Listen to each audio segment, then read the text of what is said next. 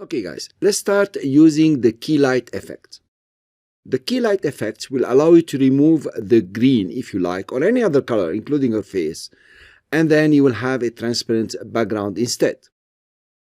So the first thing to look at is the view. Which view you want to use? So I will introduce the views one by one, not all together just now, and I will tell you each one what's it useful for. If you come to the view here, you have the final result. You click on it. What is interesting here is the intermediate results, the status view, and the screen matte. Actually, this is the one that we are going to use. Now, I want to stick to intermediate results, and sometimes it will give you a better keying than the final result. Of course, always try to switch between intermediate and final results to get the best result that you want, in fact. I will go to intermediate result. The most important thing in keying is choosing the screen color, meaning the color you are going to remove. I would like you to open your info panel. If you can't see it over here or somewhere, come to window and info is over here. Make sure it's checked. You notice you have here red, green, blue, and alpha. So if I point over here, you notice that alpha is 255. And then on top, you can see red, green, and blue. So After Effects is telling me what are the colors on this pixel where the mouse is pointing, as simple as this. If you move it around, you will notice that the red and the green and the blue are changing. This is because of luminosity or the lights. If you go to the corner here, you notice that the green went down and red and blue have different values. Though if you look at your video, you will say, okay, here there is more green. Actually, there is less green. Now, usually you want to choose a color that is near the faces or near your subject. If you want to chop off the heads and use the shoulders, so come over here. If you want the whole image, then you try something, near the elements or the subjects that you want to key. Fine. So how do you do that? You can choose the color picker here. If I click on it and come over and I decide, okay, I want to take it from here. Okay.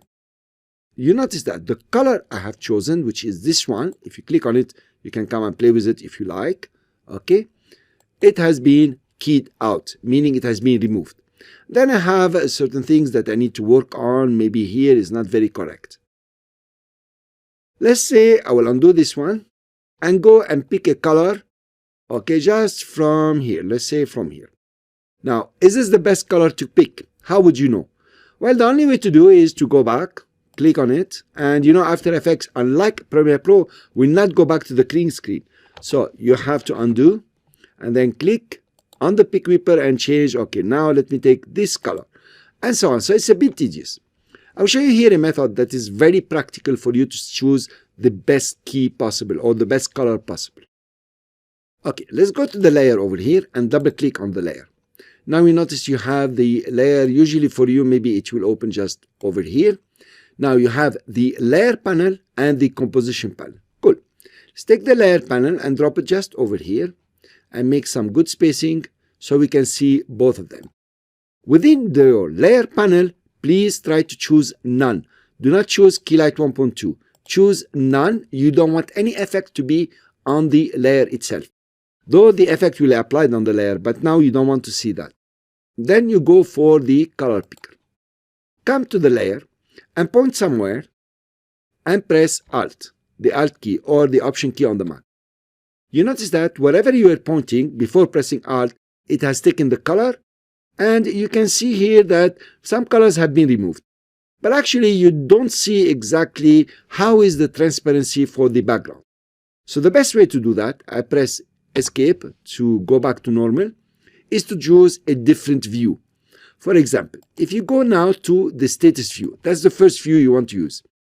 So when you choose status, you are seeing your alpha channel, the non-transparent pixels. And of course, all of them are non-transparent for now. Then let's go for the color picker. Here you are. And let's choose a color. I will come over here, of course, from your layer. I press the Alt key. Now, having pressed the Alt key and released it, what you see here is the status. This is, I would say, an exaggerated view of the alpha channel or the transparent or non-transparent pixels. The black represents all the transparent pixels. So now over here you have, totally transparent pixels. The white represents the non-transparent pixels, 100% non-transparent.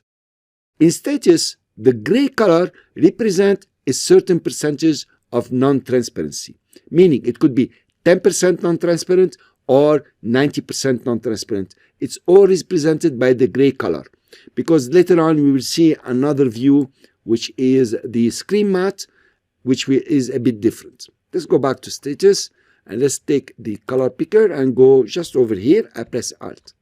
Now you notice I pressed Alt and I picked a color, but that color is not good now. I have so many pixels that are not, transparent like before. So I'll come back over here, for example, point to wherever I want to pick the color, press Alt and release. Well, the result is a bit better, but not that good. Let's come in the middle and press Alt and release. Not bad. And then, I'm choosing the color I want. Let's go over here, press Alt, release, not good at all. Let's come over here, press Alt and release. Wow, we're getting certain results here. Is good, but you notice the head here and the hair are somehow semi-transparent. I guess the color just over here will give us good results. Let's see, not bad. So let's look at the results we have. We have chosen this key through the color picker. Very many transparent pixels, but we have a lot of transparency or semi-transparency, if you like, on the hair and the arms over here and so on. This can be fixed. Now that you think that you can work with this color that you have chosen, we move on to the next step.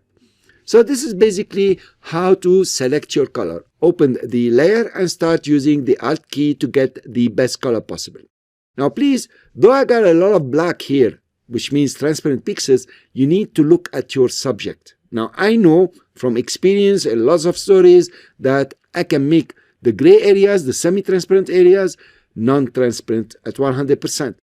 Maybe you want to refine even the selection of the screen color to get a good result on the subjects that you have. Thank you very much for listening. In the next lecture, we will learn how to clean up the subjects and also whatever is left as non-transparent. I'll see you then.